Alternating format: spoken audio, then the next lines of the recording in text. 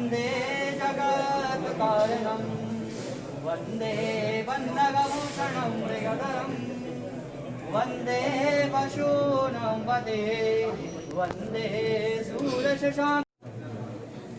आप ले लो ये नो आप लाइट कम चलाओ।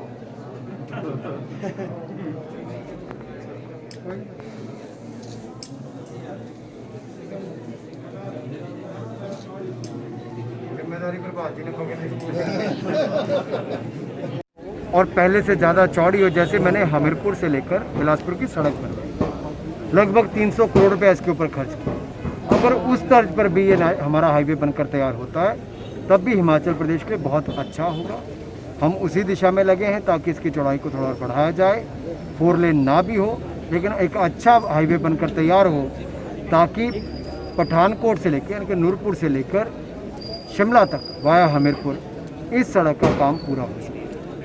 अनुराग जी, कहीं ना कहीं एक जो काफ़ी ज़्यादा सामरिक दृष्टि से भी इम्पोर्टेंट माना जाता है बिलासपुर भानुपल्ली रेल, जो लेह तक की अब डिमांड हो रही थी, कहाँ तक स्टेटस है उसका और क्या अभी उसमें चल रहा है?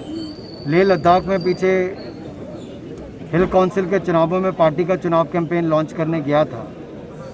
मैंने उस समय भी पता किया, वहाँ पर भी सर्वेक्षण दूसरे चरण का पूरा हो चुका है। और भानुपल्ली बिलासपुर लेह रेलवे लाइन, इसकी बहुत सामरिक महत्व है, ये देश भी जानता है, देश की सरकार भी जानती है।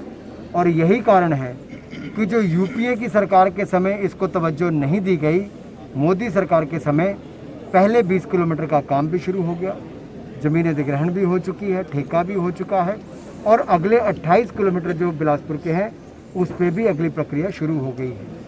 सर, कहीं ना कहीं ड्रग्स पार्क की बात करें जो आप लेकर आए हैं, उस पर भी राजनीति हो रही है। कहा जा रहा है कि नालागढ़ से शिफ्ट करके अब उसको ऊना लेकर आइए, क्या कहेंगे? देखिए, देश के बहुत सारे राज्य बल्क ड्रग पार्क लेने के लिए अपना आवेदन कर रहे हैं। एक प्रतिस्पर्धा है, कंपटीशन, और इस कंपटीशन में जो राज्य अच्छी सुविधाएं देगा वो इसमें चुना जाएगा। इसमें पॉइंट्स की मार्किंग है। तो नालागढ़ ऊना में इतना अंतर था कि ऊना की साइट को डेवलप करने में खर्चा कम आता और ऊना में भी लैंड के अलावा बाकी भी सारी सुविधाएं पूरी होती। और हिमाचल की सरकार को लगा कि ऊना उचित है, तो ऊना को भेजा गया है।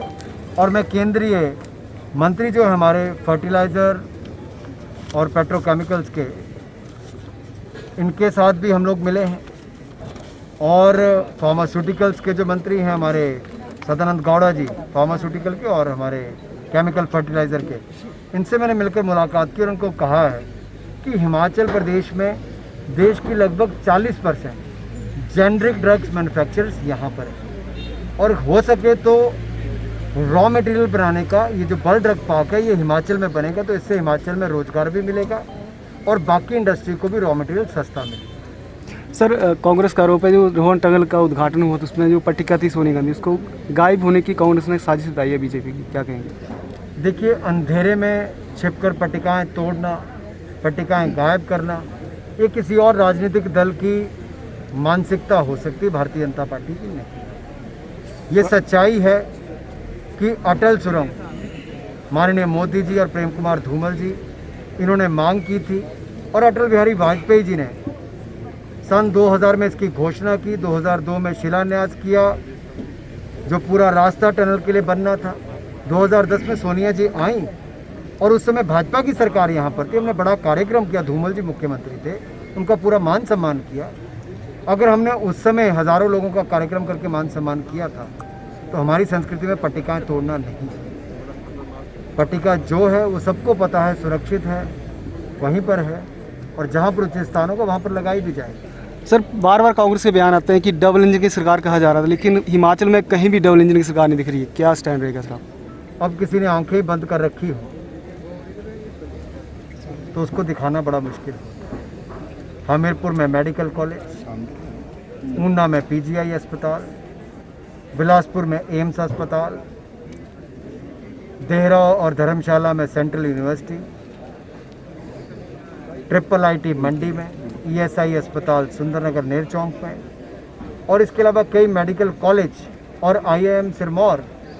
ये बनाकर किसने थे? ये हम ही लोग काम कर रहे हैं। मुझे लगता है कांग्रेस के लोग लॉकडाउन में घरों से नहीं निकलें, देखें ये विकास भारतीय जनता पार्टी की। अनुराग जी, जो पंजाब में किसान आंदोलन कर रहे हैं और जिस कारण रेलवे और अन्य स्थान सारा जाम है, लोगों को काफ़ी परेशानी हो रही है, तो केंद्र सरकार इस बारे में क्या कदम उठाने जा रही है?